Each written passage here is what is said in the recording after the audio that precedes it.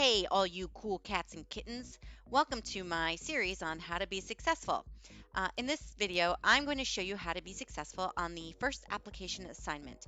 I will walk you through step by step with a sample of student work open on one side and the rubric open on the other side so you can see exactly how it is that I'm going to evaluate you. Students often tell me that they would be toast without this series, so I hope you take it seriously. Let's get started. All right, so now I'm going to show you how it is that I grade. The first thing I want to point out is that I don't see what my students' names are. So I grade completely blind, and this is to eliminate any biases that I might have. If I don't know who I'm grading, I can't have any preconceived notions about who you are as a student. So I take that out of the equation completely.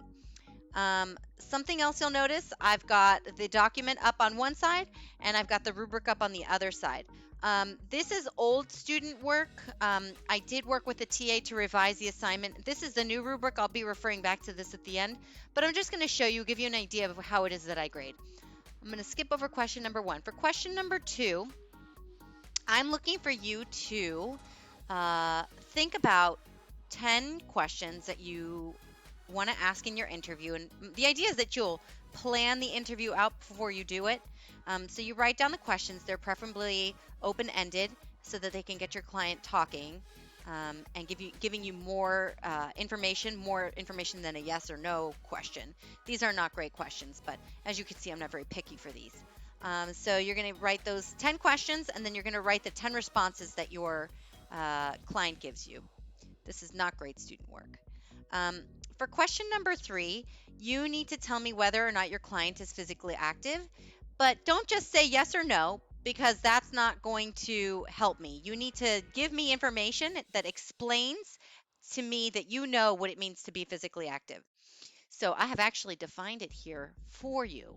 You'd be amazed how many students miss this. But in your responses, I'm looking for you to include number of minutes in a bout, the intensity of the bout of exercise, that it's cardiovascular exercise, the number of days per week the person does the exercise, and whether or not they've been doing it for the last 3 months. So if they violate any of these criteria, they're technically not considered physically active. If this person said that they exercise 3 times a week for 20 minutes at moderate intensity and they have for the last year, that is not considered physically active because they've only been exercising for 20 minutes. So there are some jobs where the person can be considered physically active. Some students in the past have said, well, my client is a mechanic and they're on their feet all day long. You really need to be thinking about the heart rate response. The only jobs I would really consider as jobs that meet the criteria for being physically active would be something like a package handler at FedEx, somebody who's moving a lot, heavy packages, getting their heart rate up frequently. Or maybe somebody who works like in an Amazon warehouse where they have to walk long distances at a very fast pace. So really think about the job itself and whether or not it's getting the heart rate response for the amount of period of time that you need to be considered physically active.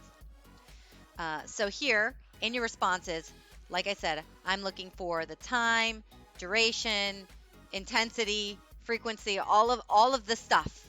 It's an easier question to answer if your client does not meet the criteria for being physically active.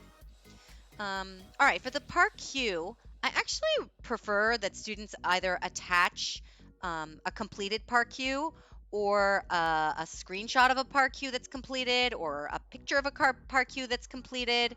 This to me is an insufficient response because it really doesn't tell me that the student even knows which form to use or what it looks like when you complete the form, or what does no to all the questions on the form mean. I don't know. This is just very vague and it doesn't tell me that you know. In your responses, write as much as you want. And I want you to show me that you know. I want to know that you know. All right. Number 5, to go back, partial marks because the student said they answered no to all questions, but I just like what, I don't know, it's just not enough. Give me a picture. Evaluate your clients for signs or symptoms suggestive of cardiovascular disease. Please do not make the mistake like this student made of using the PAR-Q to evaluate signs and symptoms. Please see the materials in the instructions everywhere. Watch the mini lecture where I show you what the materials are. Um, you evaluate signs and symptoms in lay terms. So please be very thorough in this response. You can put things like the questions that you ask specifically.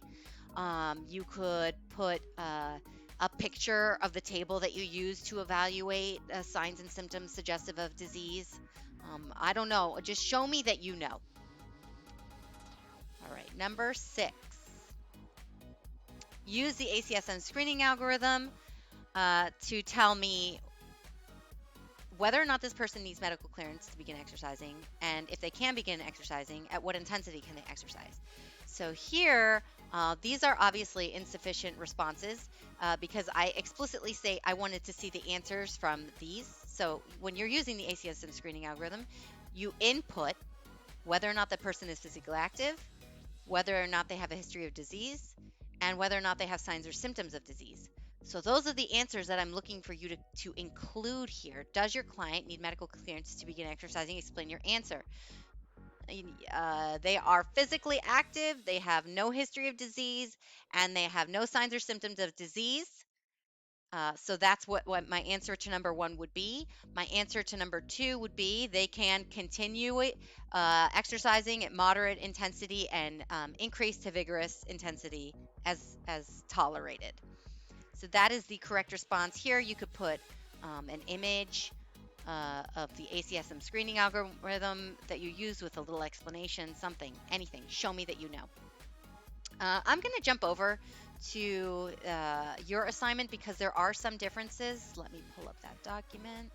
In your version of the document, you start with number 1, the questions, and then we go into these questions down here about the theoretical framework.